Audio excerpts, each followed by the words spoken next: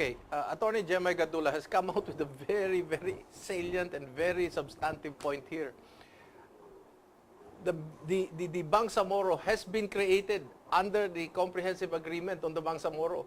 And precisely, I am saying, he is saying, he agrees with me that somebody should already bring it to the Supreme Court at this point. Hindi ba dapat ngayon pa lang? Yeah, well, actually, yung panahon pa lang nung Noon pa lang, no? lumabas yung cab. Dapat, And nobody smelled this, nobody noticed it, nobody saw the red flag. Yeah.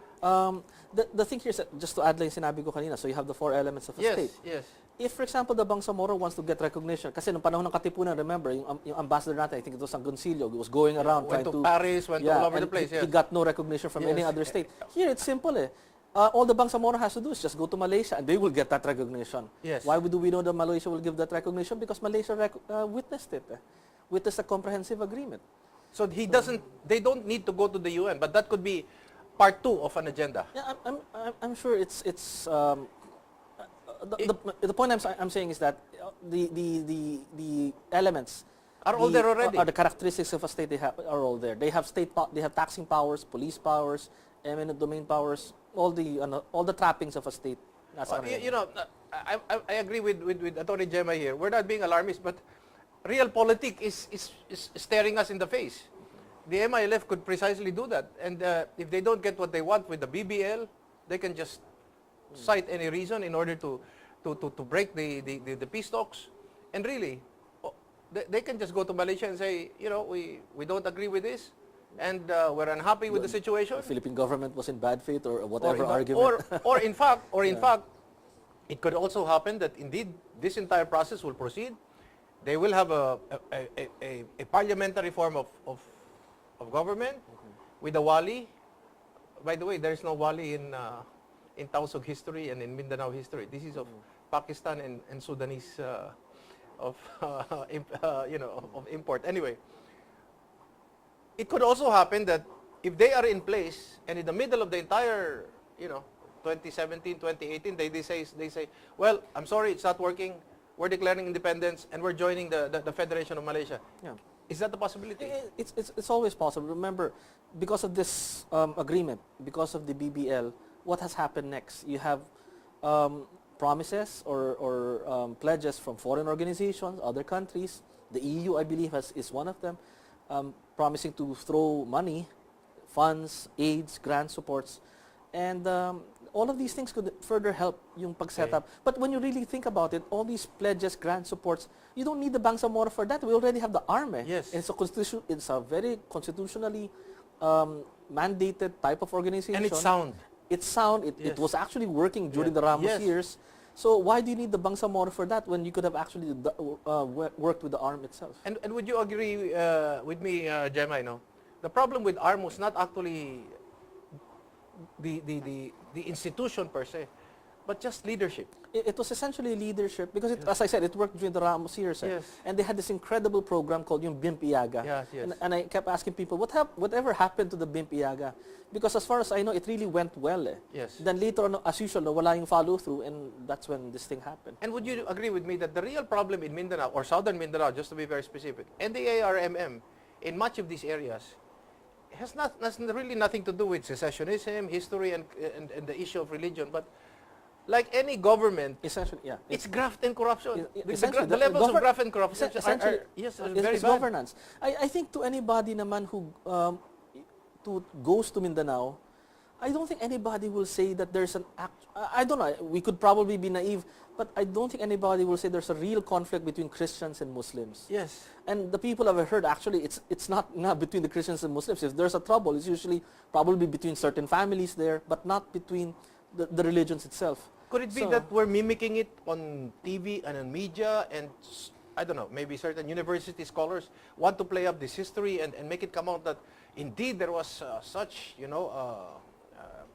mistakes and reform has to be made and etc., and that's why we're trying to correct history with, and that's why it's coming out. Well, it's possible because we've always had this propensity for liking yung the underdog, the victim thing. Well, if somebody was going to come to you and say, Attorney Jemmy, what should we be doing now? Okay, we decided on somebody should file maybe questioning the CAB with the Supreme Court. What do we do next? Essentially, the funny thing is we're doing a lot of things which are proper. Number one is the Bangsamoro Development Plan. Okay. But again, you have to ask, why do we need the Bangsamoro to do a development plan? We could have done it simply even with the ARM na lang eh. Yes. And all the other things you were talking about, yung governance issues and what have you. Okay. All these things could be done without the Bangsamoro. Okay. There's simply no need to rush the idea of having a Bangsamoro entity in the South. Bottom line, it boils down to governance. Of course, people will say na parang napaka-simplistic siya and what have you. It excludes the idea of the long simmering hostility and what have you. But in the end, we know it worked because for a period of time, it did work. And it all boils down to, again, to the economics and the governance issues down south. What terms in CAB, as a lawyer, makes your little hair stand up? Actually, a little... I mean, these are definitions which have legal effect in law, statutory effect in law. Several levels yun eh. Okay. The first one I mentioned earlier. You have terminologies there that you pointed out. Internal waters, for example, core territories, mga words like self-determination, armed conflict, and all the others. And the term territory. Yes. Bangsamoro territory. Essentially, which provides an internationalization of the what I'd like to call internationalization of the document. And because it is internationalized, ang nangyayari tuloy dyan is that it doesn't really become more of a matter between the Philippines lang and its internal institutions. It doesn't make it internal, that's what you're saying. Yes, it okay. now has a flavor wherein other countries and other norms in international law itself would come into play. So that's the first one. That's the first thing we need to question. Why is it that a matter that's supposed to be between Filipinos, and I would like to think that the MILF obviously are Filipinos as well. Yes. Why did it have to come to a point na you would like to have other countries and foreign law, international law come into the picture? Yes. That's the first level pa lang. Okay. Now, the second level essentially other areas like, for example, the police powers, the granting of, for example, yung mga territorial benefits, the fact that there are parliamentary structure of government wherein we have a presidential form of government, and all those other matters, complete. The fact that you're actually granting territory in a manner that, as I said, created another state. Yes. And some other detail. The complete picture there is that you have an agreement that I don't think will really comply with the Constitution. Do you think the BBL, as it's evolving now, as I said earlier, I don't think it would cure anything. so the BBL, do you think, will also be unconstitutional? It should be. It's a progeny of the Essentially, CAB. it's coming from the CAB. And let me point out that the one thing that I think people, yourself and the others have been pointing out, Congressman Lobregat, when you look at the framework agreement, you look at the CAB itself, the comprehensive agreements, not once will you ever see the mention of the Constitution. Not once. Okay. You will only see the Constitution mentioned once. And that is when it says that the Constitution must be amended to comply with the provisions of the CAB. Okay. But other than that, it's never mentioned. So it gives you an idea what the intentions are. And in so many forums, and I'm sure you've attended forums on the Bangsamoro as well, people, you would see those who are advocating for the Bangsamoro, sometimes they would slip. They would say words like, we need to be granted self-determination. In international law, self-determination actually means secession. Yes. And then they would say things that we need to be granted freedom and what have you. Okay. But then you get to ask, what freedom are you asking for? Yes, freedom from whom? Freedom from what? Yes.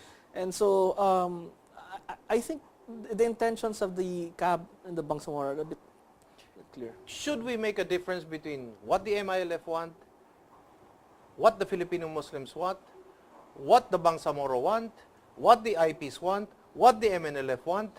Because it seems like the current administration has blessed one minority to embody the entire so-called Morolandia or the entire Filipino Muslims, including the IPs, and snowpick the rest and said, you are the blessed one, you represent the entire Morolandia.